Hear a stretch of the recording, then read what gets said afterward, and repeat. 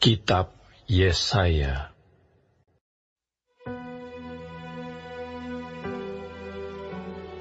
Marilah mendekat, hai bangsa-bangsa.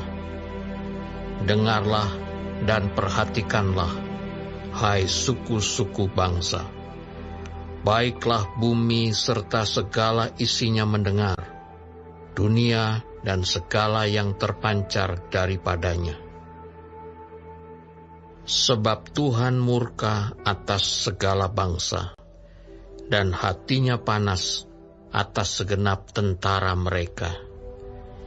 Ia telah mengkhususkan mereka untuk ditumpas dan menyerahkan mereka untuk dibantai. Orang-orangnya yang mati terbunuh akan dilemparkan, dan dari bangkai-bangkai mereka akan naik bau busuk. Gunung-gunung akan kebanjiran darah mereka. Segenap tentara langit akan hancur, dan langit akan digulung seperti gulungan kitab. Segala tentara mereka akan gugur seperti daun yang gugur dari pohon anggur, dan seperti gugurnya daun pohon ara. Sebab pedangku yang di langit sudah mengamuk. Lihat, ia turun menghakimi Edom, bangsa yang kukhususkan untuk ditumpas. Tuhan mempunyai sebilah pedang yang berlumuran darah dan yang penuh lemak, yaitu darah anak-anak domba dan kambing-kambing jantan, dan lemak buah pinggang domba-domba jantan.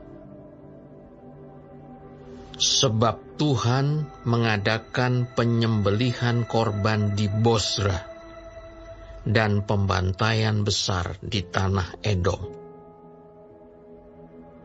Banteng-banteng akan rebah mati bersama-sama domba dan kambing itu, dan lembu-lembu jantan yang muda bersama-sama lembu-lembu jantan yang gagah. Seluruh negerinya diresapi oleh darah, dan tanah mereka penuh dengan lemak. Sebab Tuhan mendatangkan hari pembalasan dan tahun pengganjaran karena perkara Sion. Sungai-sungai Edom akan berubah menjadi ter, dan tanahnya menjadi belerang. Negerinya akan menjadi ter yang menyala-nyala. Siang dan malam negeri itu tidak akan padam-padam.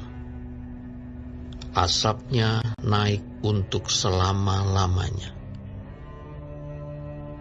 Negeri itu akan menjadi reruntuhan turun-temurun.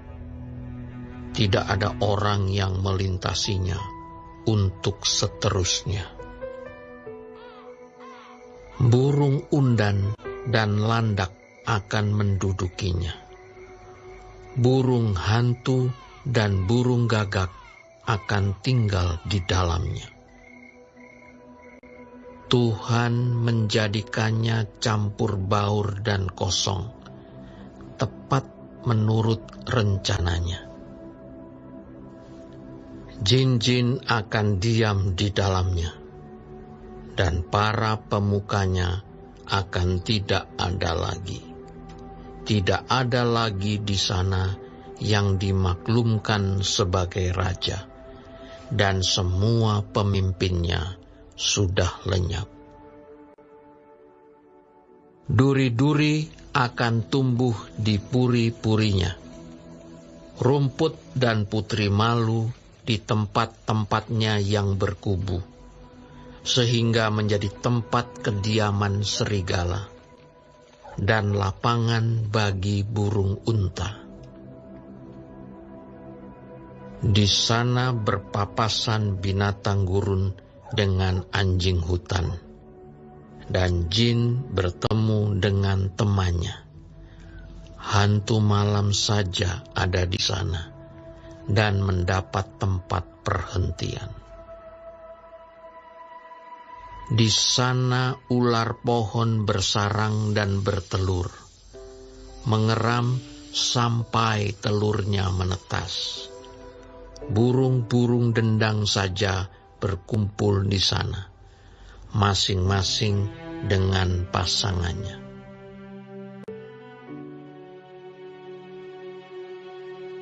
Carilah di dalam kitab Tuhan dan bacalah. Satu pun dari semua makhluk itu tidak ada yang ketinggalan, dan yang satu tidak kehilangan yang lain.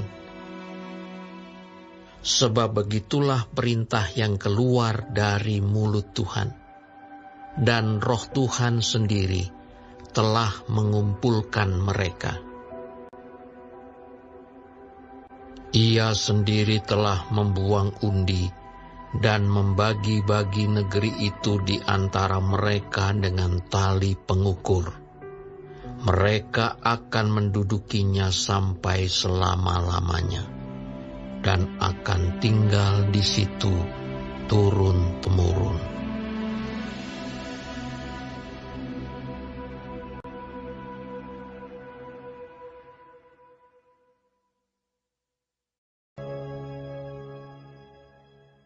Kitab Yesaya.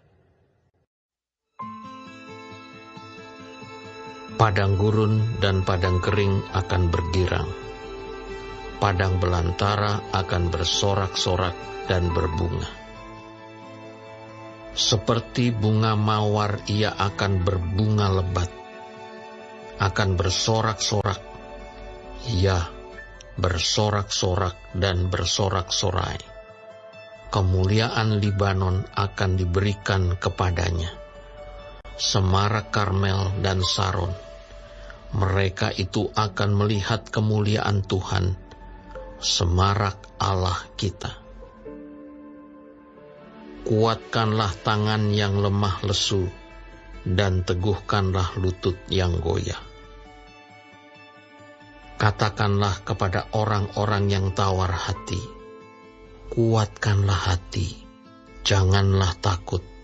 Lihatlah, Allahmu akan datang dengan pembalasan dan dengan ganjaran Allah.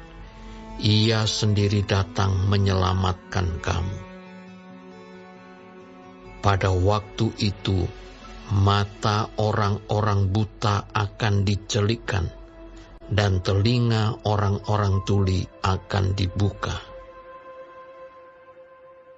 Pada waktu itu, orang lumpuh akan melompat seperti rusa, dan mulut orang bisu akan bersorak-sorai, sebab mata air memancar di padang gurun, dan sungai di padang belantara.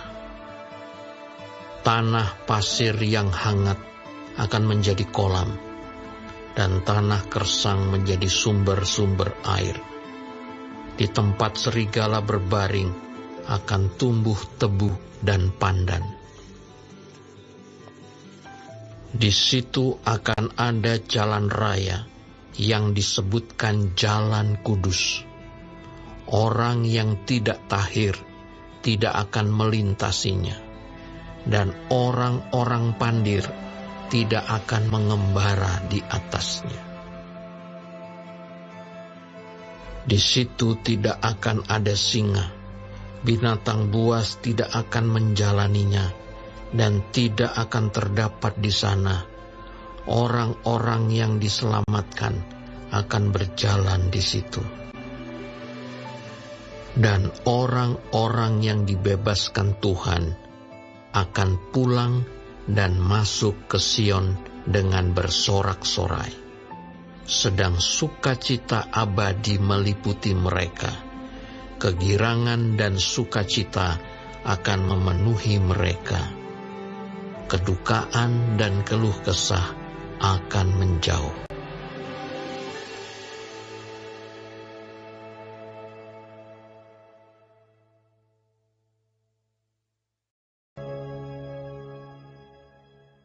Kitab Yesaya. Maka dalam tahun ke-14 zaman Raja Hizkia, majulah Sanherib, Raja Asyur, menyerang segala kota berkubu negeri Yehuda, lalu merebutnya. Raja Asyur mengutus juru minuman agung dari Lakis ke Yerusalem kepada Raja Hizkia, disertai suatu tentara yang besar. Ia mengambil tempat dekat saluran kolam atas, di jalan raya, pada padang tukang penatu. Keluarlah mendapatkan dia, Elyakim bin Hilkia, kepala istana, dan Sebna, panitera negara, serta Yoah bin Asaf, bendahara negara. Lalu berkatalah juru minuman agung kepada mereka, "Baiklah, katakan kepada Hizkia, beginilah kata Raja Agung, Raja Asyur. Kepercayaan macam apakah yang kau pegang ini?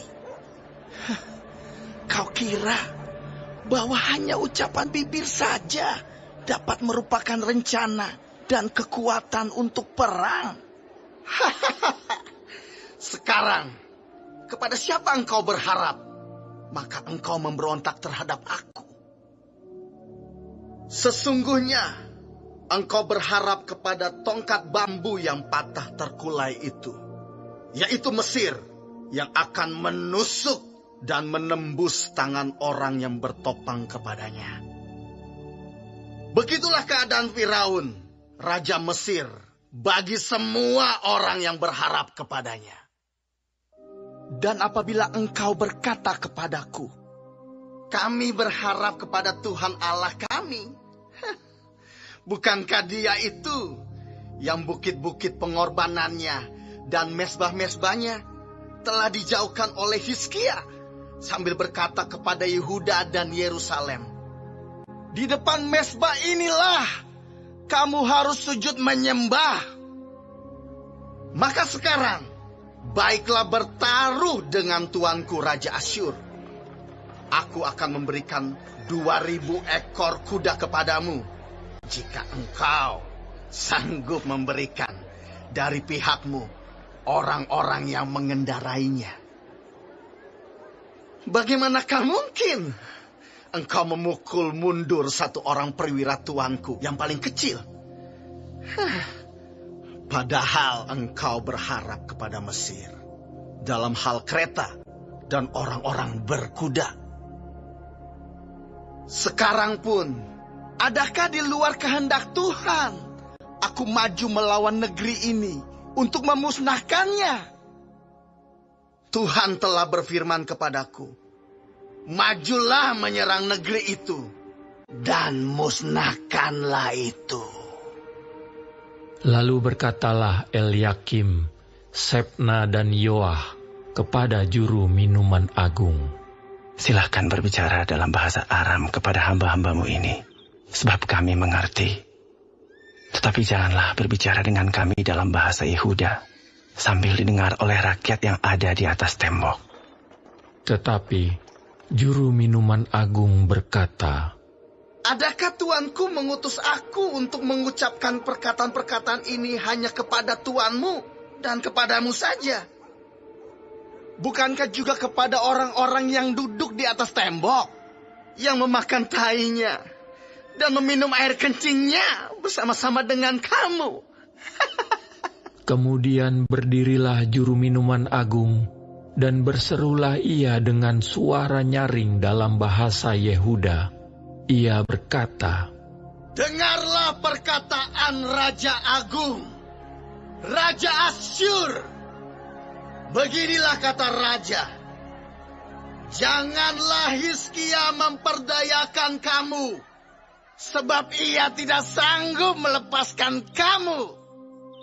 Janganlah Hizkia mengajak kamu berharap kepada Tuhan dengan mengatakan, tentulah Tuhan akan melepaskan kita. Kota ini tidak akan diserahkan ke dalam tangan Raja Asyur.